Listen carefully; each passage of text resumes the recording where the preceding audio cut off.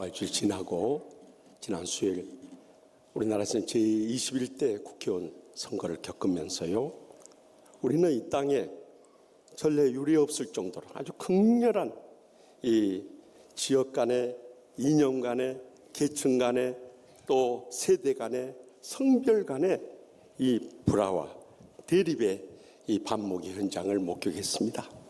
그러나 결과적으로 들려오는 하나님의 음성에 귀를 기울이면서 이제는 우리의 마음을 진정시키고 이번 선거를 통해 주신 교훈을 우리가 받으면서 꼭 잊지 말아야 할 것이 있습니다. 그것은 지난 한 주간 기도하면서 제 가슴속에 와닿는 이 컴패션이라는 단어였습니다. 서로를 불쌍히 여기는 긍휼을 잊지 않아야 한다는 거예요. 그런데 오늘 본문 말씀 가운데 하나님께서 그 긍휼의 모범을 보여주시고 또 우리가 그 하나님의 긍휼을 받은 자로서 어떻게 살아갈 것인가, 이 시간도 들려주시는 하나님의 음성을 다 함께 들을 수 있길 바랍니다. 먼저 본문 9절 말씀을 다 함께 읽겠습니다. 사라가 본즉 아브라함의 아들 애굽 여인 하갈의 아들이 이삭을 놀리는지라. 아멘. 믿음의 조상 아브라함은 하나님께서 그의 자손을 하늘의 별과 같이 바다의 모래와 같이 번성할 것을 약속해 주셨어요. 그런데 그가 그 약속의 말씀을 믿지 못함으로 인해서 86세 때 이 여종 하갈을 취함으로 인해서 유기의 아들 이스마엘을 낳았던 거예요. 그리고 나서 이제 14년의 세월이 지난 후에 그에게 이 약속의 아들 이삭을 얻게 된 거죠. 그런데 이 이삭이 자라나서 보통 젖을 뗄 때는 히브리에서는 이제 3살 때 젖을 떼서 큰 우리나라처럼 돌잔치를 하게 되는데요, 이 유기의 아들인 이스마엘이 영의 아들인 이 이삭을 놀리면서 자꾸 괴롭히는 거예요. 그것을 바라볼 때 부모된 아브라함과 사라의 심정이 어떠했겠습니까? 오늘날에도 말세의 마지막 때 우리의 조국이 이 국회의원 선거를 겪으면서 온갖 비방과 흥담의 이 공격들이 여야 간뿐만 아니라 국민들의 마음까지 파고들어서 불화와 분쟁을 일삼는 일들이 얼마나 많이 일어났습니까? 그것은 우리의 가정에서도 부모님 세대와 자식 세대가 달라요. 부부 사이도 달라요. 저도 그래서 선거 때는 저희 집사람한테도 누구 찍으라고 말 안 합니다. 항상 틀려버려요. 그리고 나면은 그것 때문에 갈등과 불화가 생겨버려요. 그래서 내가 이번에도 당신 마음대로 찍으시오 그랬어요. 기도하면서 마음대로 찍으라고. 이렇게 어려운 때 우리는 이번에 불화와 분쟁 가운데서 온 세상이 어지럽고 힘든 시간들을 보냈습니다. 그러나 우리는 항상 결과를 통해서 나타난 하나님의 뜻을 순응해야 되는 것입니다. 그러할 때 우리가 이 결과 가운데서 하나님의 뜻을 발견하고 또 우리가 남은 때를 어떻게 살 것인가 믿음으로 결단할 수 있는 것이죠. 그 결과는 우리의 상상을 초월할 정도로 대통령 중심으로 한 정부와 여당에게 힘을 실어줬다는 것입니다. 이 코로나 위기 때 우리가 합심 합력하지 않으면 이 어려운 위기를 극복할 수 없기 때문에 이제는 아무리 서로 다른 것이 있다 할지라도 그것이 틀린 것이 아니라 서로를 인정하면서 합심 합력해가지고 이 코로나 위기를 이겨내라는 하나님의 뜻을 준엄하게 받아들일 수 있길 바랍니다. 그런데 이런 결과조차도 순응하지 못하고 부정선거 운운하는 것을 보면서 너무너무 가슴이 아픈 거예요. 우리가 과거의 자유당 정권 때나 군사 독재 정권 때는 이런 부정선거가 가능했어요. 지금은 선관위가 주관하고 양 정당들의 창관인들이 있고 또 지방단체가 모든 것을 뒷바라지하기 때문에 부정선거를 할 수가 없는 거예요. 우리는 그 결과에 대해서 하나님의 뜻을 발견하고 이제는 더 이상 비방하고 험담하는 일을 멈출 수 있길 바랍니다. 계속해서 본문 13절 말씀 다 같이 읽겠습니다. 그러나 여종의 아들도 내 신이 내가 그로 한 민족을 이루게 하리라 하신지라. 아멘. 믿음의 조상 아브라함의 한순간의 실수로 인해서 이 유기의 아들을 낳아놓으니까 이것이 가정의 불화와 분쟁의 불씨가 되어버린 거예요. 이 본부인 사라와 이 첩인 이 하갈 사이에 갈등은 말할 것도 없고 이 영의 아들인 이삭과 육의 아들인 이스마엘 사이에 갈등이 일어날 수밖에 없는 거예요. 그래서 정말 이 아브라함은 너무나 마음이 괴롭고 힘들어지기 시작했어요. 그때 주님께서 이 아브라함의 여종의 아들도 아브라함의 씨라고 하시면서 비록 육의 아들이지만 이스마엘도 너의 아들이라, 너의 아들 때 대한 사랑의 마음으로 받아들일 것을 명령하고 계시면서 이스마엘로 인해서 한 민족을 이룰 것을 예언하고 계세요. 그 이스마엘의 후손이 오늘날 아람 민족을 이루게 된 것입니다. 결국 하나님께서는 아브라함을 위로하시면서 그들의 가정의 불화의 문제를 한 가족 때문에 사랑을 가지고 해결할 수 있는 길을 열어주셨던 거예요. 말씀의 마지막 때 우리의 가정도 사회도 교회도 특별히 이념 논쟁이 아주 극렬해요.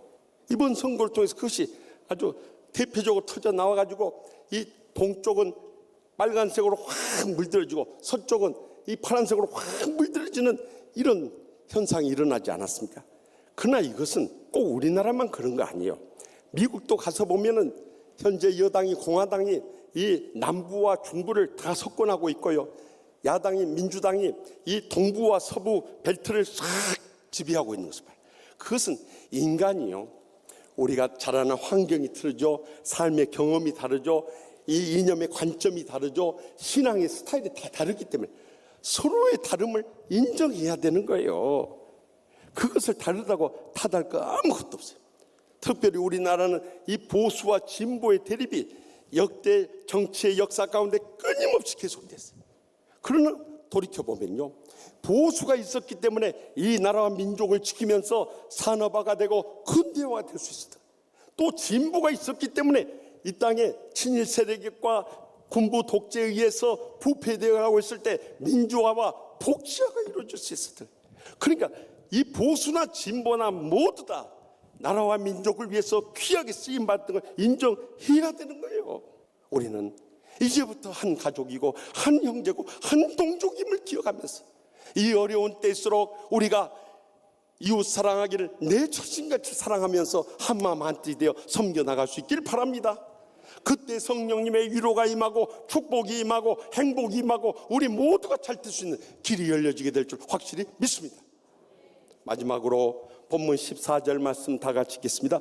아브라함이 아침에 일찍이 일어나 떡과 물 한 가죽 부대를 가져다가 하갈의 어깨에 메어주고 그 아이를 데리고 가게 하니 하갈이 나가서 브엘세바 강에서 방황하더니. 아멘. 이렇게 가정 불화가 계속될 때 믿음의 조상 아브라함은 하나님의 지시를 따라 하갈과 이스마엘을 내보내기로 결단한 거예요. 하나님께서도 그들을 버리시지 않기 때문에 아브라함도 그들을 떠나보내면서 그들의 필요를 채워주고 싶었어요. 그래서 떡과 물 가죽 부대를 그들에게 허락해 줬던 거예요. 물 가죽 부대라는 것은 저기 히브리에 가서 보면은 산양의 머리와 네 발을 절단해 가지고 그 털을 벗기고 그것을 뒤집어서 만든 가죽 부대로서 중동 지방에서는 이동할 때 물이나 또 술이 필요할 때 거기에 담고 냈어요. 대부분 남자들은 어른 양으로 만든 대형 물 가죽 부대를 메고 다니고 여자들은 새끼 양으로 만든 소형 물 가죽 부대를 메고 다녔어요. 중요한 사실은 여종 하갈과 그의 아들 이스마엘이 브엘세바를 광야를 지나서 그들의 고향인 이 애굽을 향해 나갈 때 아브라함은 그들을 버려두지 않고 그들의 필요를 채워줬다는 것을 주목할 수 있기를 바랍니다. 우리는 지금 코로나19의 이 엄청난 대재앙으로 인해서 지금까지 우리가 살아보지 못한 완전히 다른 세상을 살고 있어요. 그래서 흔히 이 역사를 구분할 때 역사의 주인공 되시는 예수님이 역사의 주인이 돼서 이 역사라는 것이 영어로 히스토리라고 하지 않습니까? 이 히스토리가 어디서 유래됐는가? 성경학자들은 해석하기를 His story, 그분의 이야기라는 거예요. 그분을 중심으로 나시기 전을 Before Christ, 이 주전이라고, 나신 후를 Anno Domini라고 해가지고 이 주후라고 역사를 구분하는 거예요. 우리 흔히 서기 이렇게 구분하듯이요. 그런데 요즘에는 말이 달라졌어요. 코로나 이전, Before Corona, 또 코로나 이후, After Corona, B, C, A, C로 구분된다는 그 정도로 엄청난 전 세계의 변화가 있는. 저것은 지금 일본의 디즈니랜드를 촬영한 건데, 코로나 이전에는 디즈니랜드에 주차장에 차들이 가득 찼어요. 지금은 한 대도 없다고 하나요? 이런 놀라운 변화가 일어나고 있어요. 이런 때 우리가 살아가는데 가장 힘든 것은 경제적인 어려움이에요. 왜냐하면 이 영세 상공인들 장사하신 분들 이야기 들어보면 평상시에 10%도 장사가 안 되니 어떻게 먹고 살까? 가게세 내기도 어려운 상황이에요. 이런 때 우리가 국회의원 선거를 치면서 정부 여당에게 표를 몰아준 것은 이런 코로나의 경제 위기 속에 온 국민들이 잘 살 수 있도록 힘을 써달라는 국민들의 간절한 요청이 그 표 가운데 담겨 있는 것입니다. 이 코로나19로 인해서 희생당하고 고통 중에 있는 전 세계 사람들을 위해서 이 무관중 자선 콘서트를 열었어요.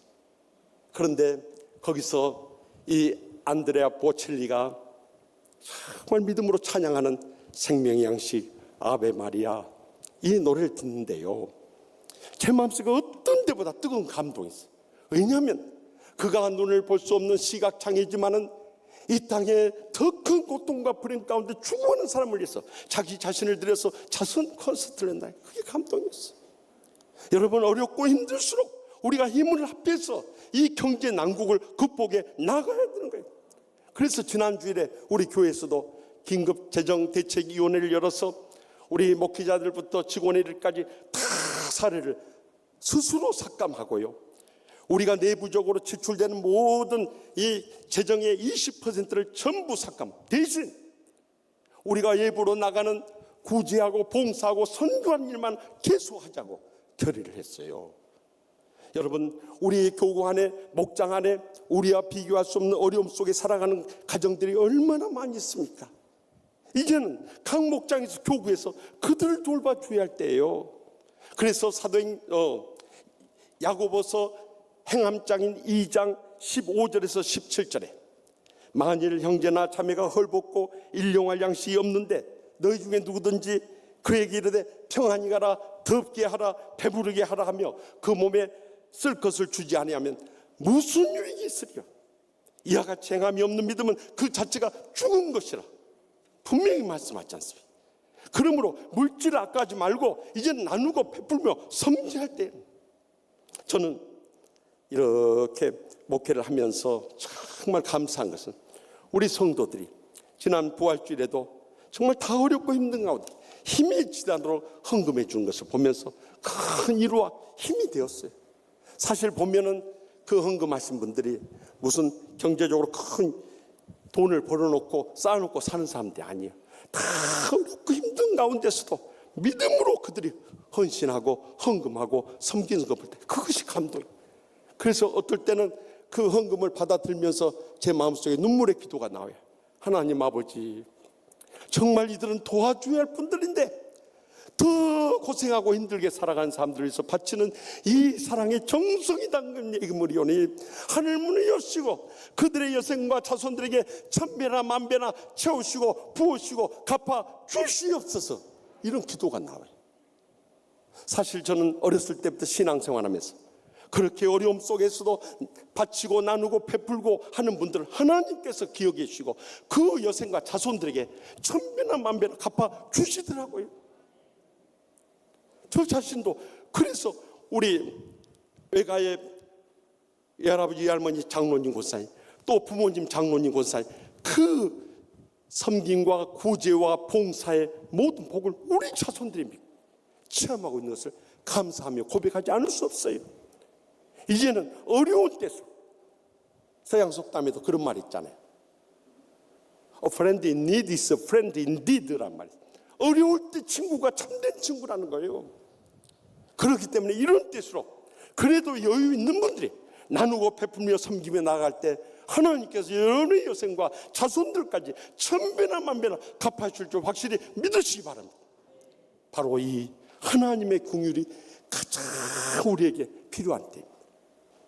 저는 어렸을 때 시골에서 태어나서 초등학교 5학년까지 다니다가 저희 부모님이 자식들 교육 요리가 있었어요. 그 도시에 사시는 할아버지 할머니 댁으로 전학을 보냈어요. 저는 일찍 부모님을 떠난 것이 지금도 마음에 걸려요. 그래서 누가 조기 유학 보낸다면 저는 결사 반대합니다. 왜냐하면 어렸을 때 엄마 아빠의 사랑을 못 받는 것처럼 외롭고 힘든 일은 없어요. 정말 수많은 날들을 밤을 지새면서 눈물 흘릴 때가 많았어요. 그런데 저의 사랑을 채우신 분이 저희 할머니 집사님이셨어요. 저희 할머니는 초등학교를 못 나오셨기 때문에 평생 열심히 예수 믿었지만 그 교회에서는 초등학교도 못 나오고 글자도 모른다고 해서 권사를 안 주시더라고요. 그래서 평생 집사로 살다가 떠나가셨어요. 그런데 저는 저희 할머니가 예배 빠지는 걸 본 적이 없어요. 그리고 하나님 말씀대로 신실하게 살아오고 있어요. 그리고 손주들에게 뜨거운 사랑을 베풀어 주셨어요.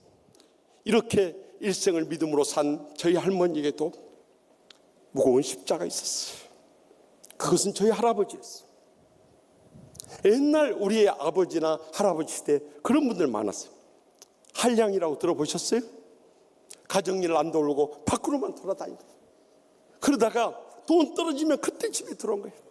그 돈을 대주신 분이 저희 아버지와 저희 할머니였어요. 저희 할머니가 얼마나 원수같이 상처받고 미운 대상이었겠어요. 그런데 우리 할머니 입에서 우리 할아버지에 대해서 비난하거나 저주하는 말은 한 번도 들을 길이 없어요. 오히려 제가 학교 일찍 끝나고 돌아왔을 때 저는 방 안에서 울부짖는 할머니의 기도 소리를 들을 수 있었어요. 항상 우리 할머니의 평생 이 기도 제목은 할아버지를 위한 것이었어요. 빨리 주님의 품에 돌아와서 남은 여생 행복하게 살기 바라. 그 눈물의 기도가 끊이지 않았어요. 그리고 기도 끝나고 나서 늘 부른 노래가 찬송가 370장이었어요. 주 안에 있는 나에게 딴 근심 있으랴. 십자가 밑에 나가 내 짐을 풀었네. 주님을 찬송하면서 할렐루야 할렐루야. 내 앞길 멀고 험해도 나 주님만 따라가리. 눈물로 부르는 찬송을 50년이 지난 지금도 잊을 수가 없어요. 저는 언젠가 저희 할머니에게 따지듯이 물었어요. 할머니, 할아버지가 저렇게 가정 돌보지 않고 밖으로 도는데 할아버지 안 미우세요? 그렇게 물은 적이 있었어요. 저희 할머니 대답을 저는 지금도 잊지 못해요. 하나님이 원수도 사랑하시라고 하는데 어떻게 미워할 수 있겠냐 그러시는 거예요. 할머니의 인생은 하나님의 긍휼로 가득 찬 생이었어요. 결국 그 사랑이 아무리 강파가 완악하고 세상에 찌들었던 저희 할아버지의 강파가 완악한 심령도 다 무너뜨렸어요. 결국 노년에 천부의 의지 없어서 손들고 옵니다. 저희 할아버지 주님 품으로 돌아오셨어요. 그리고 세례 받고 집사님이 되셔서 마지막 1988년 74세를 이루어 하늘나 떠나가시면서 우리 할머니 자손들 다 모인 데서 마지막 눈물의 고백을 하는 것이었어요. 너희들한테 다 미안하다. 이제라도 나를 용서해다. 그리고 마지막 돌아가시면서 남기신 말씀이 천국에서 다시 만나자. 그러고 있어요. 할아버지가 어떻게 그렇게 돌아오셔서 마지막 그 신앙을 고백하고 용서를 구하면서 돌아갔습니다. 할머니의 그 긍휼이 할아버지의 마음을 감동시키고 변화시키고 믿음의 사람을 세워서 마지막 온 가족들의 사랑 가운데 떠나갈 수 있게 했던 것입니다. 사랑하는 성도 여러분, 지금 우리의 코로나19로 인해서 또한 국회의원 선거를 치르고 나서 우리에게 가장 필요한 것이 무엇입니까? 하나님의 긍휼입니다. 서로를 불쌍히 여기는 마음입니다. 우리의 가족들을 불쌍히 여기고 우리의 교인들을 불쌍히 여기고 저 세상 사람들을 불쌍히 여기는 마음을 가지고요, 이젠 더 이상 비방하지 마십시다. 한 형제의 힘을 기억하십시다. 그리고 우리의 물질도 아까워하지 않고 바치고 나누고 베풀며 살아갈 때 하나님 분명히 살아계시기 때문에 우리의 여생과 자손들까지도 천배나 만배나 영육간에 채우시고 부으시고 갚아주시고 크게 영광 얻으실 줄 믿습니다.